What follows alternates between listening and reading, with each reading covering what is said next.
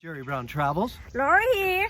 Today we're gonna go to see the dog ranch. Yeah, and what that is, it's an adoption center where people who have volunteered to give their time to get dogs off of the streets.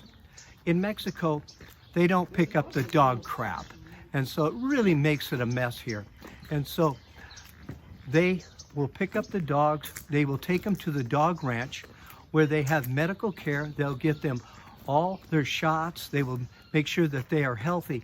And then what they do is they adopt them out to people in the United States. They also, of course, adopt them to people here who want a dog. But it's a neat program. So today what we're gonna do, we're gonna go and see a special day where they actually have bought a bus and they're gonna take 60 to 65 dogs up to Texas, and they're going to give them new homes up there because they have a waiting list of people who want to have the dogs and adopt the dogs. So it's a great program. The volunteers here, they also raise money for the dog ranch. And so we'll talk about all that. We'll meet Gary and he will show us what it's like there. So come along with us, and we're happy to get the dogs off of the streets and placed in new homes where they can get tender, loving care, and it cleans up the streets and the sidewalks here in Ajijic. Huh, Lori? Yeah, it's much better program. I love it. Yeah, okay. On to the dog ranch.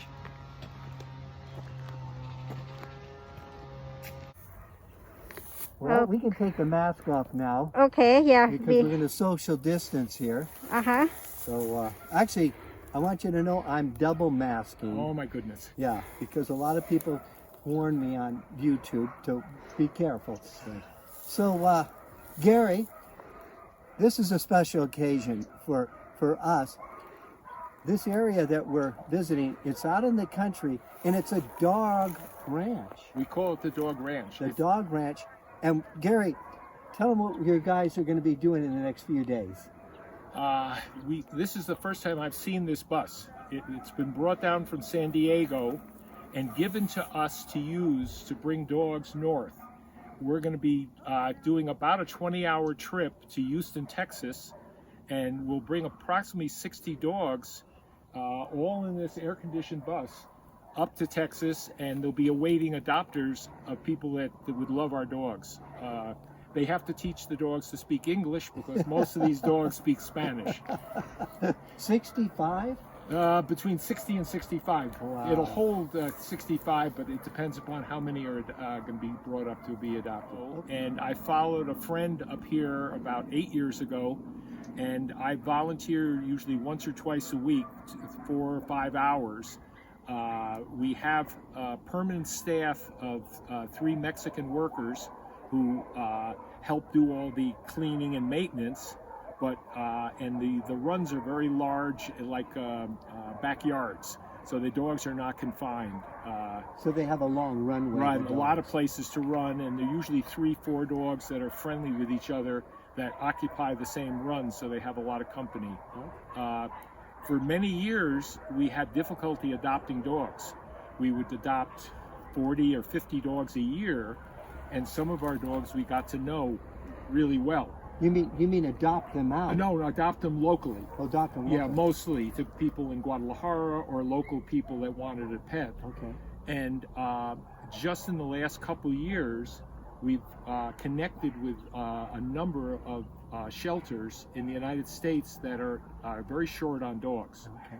And we have very the Mexican dogs are very comfortable with people, other dogs. They're very social. Very social. And so the dogs are very well accepted in Seattle, Washington, Vancouver, Las Vegas, all over the United States. The Mexican dog is not aggressive. They're very typically they get along with each other very well. Yeah. And so in the last couple of years, hooking up with these adopters, we have people that fly on their own ticket, and they add 4 to 8 dogs on their baggage. Oh. And we pay individually. We pay for each dog to fly, and then they go up to their adopted people in the United States, and that works out well. we are up to 300 or 400 dogs out of our dog ranch. But now we just received the bus, and the bus will carry up to 65 dogs, and we'll make this trip once or twice a month, and we'll make sure if we run out of dogs down here, we'll go to Nicaragua and Panama. We'll never run out of dogs here. Well, here's what's interesting. I don't know how he's going to do it, but they're going to be gone for about 30 hours. They're going to be driving in this. So 60, 65 dogs in there. Now, I know they're all going to take the vow of silence. Yes. And they're just going to be calm and, just relax and stuff like that. And we're serving them. It was to be just like an airplane ride. We're going to serve them But how drinks. are you going to take them out and exercise them? Typically, they'll do fine. When we fly dogs, we always fly them nonstop, so that there's never a layover or a problem with the next flight. So we'll fly dogs from Guadalajara to Seattle or San Francisco, but with a bus, we'll drive them, and they'll be comfortable. They'll sleep, and they'll be very comfortable about 20 to 24 hours. Okay, 20 to 24 hours. Now, this is what Gary says today. Now, he's going to get on that bus tonight. I'm going to get a report from him when he gets back, and we'll hear the rest of the story on that one. Exactly. But can you guys hear all the dogs back there? And it's amazing. How many dogs are here at the ranch? Right now, maybe 80. 80 we dogs. have up to 110, 115 at times. Yeah. That's getting crowded. We just been walking around there. Gary's been showing us around there. And you know what I was amazed with? Is that there's no odor. Yeah, there's not any odor at all, around a pet or anything like that. I've been in people's cars that have a dog, and maybe there's odor. We have a vet that comes out 2 or 3 times a week, and we have 2 or 3 vets in the village that we send dogs in for broken legs, irritations.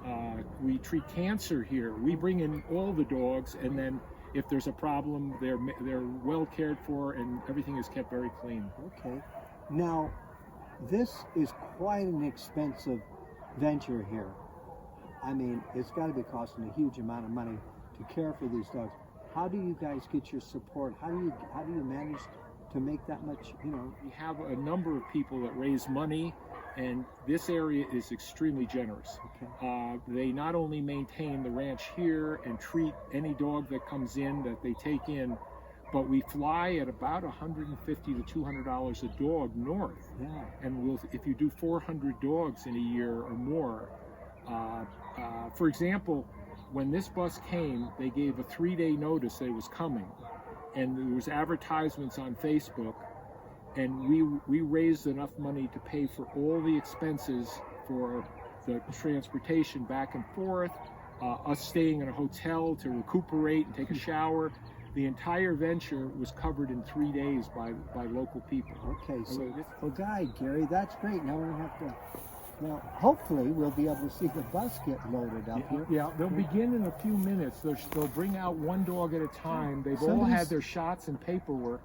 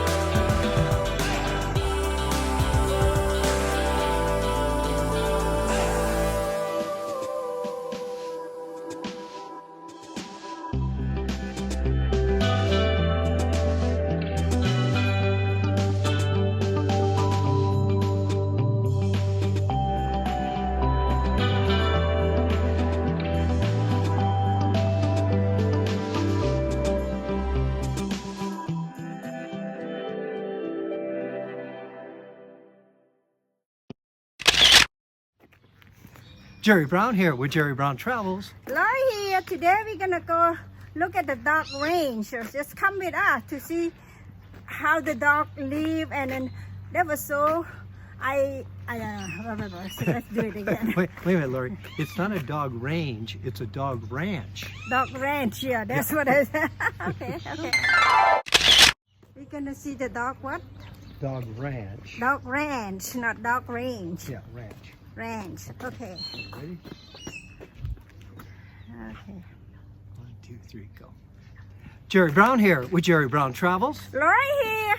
Today we're gonna go to see the dog ranch. Jerry Brown here with Jerry Brown Travels. Lori here. Today we...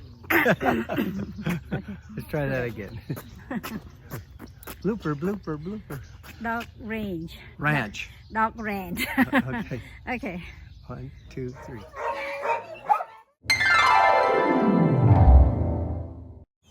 See below in the description all of the dog ranch's contact information, their email, their website, and their Facebook information.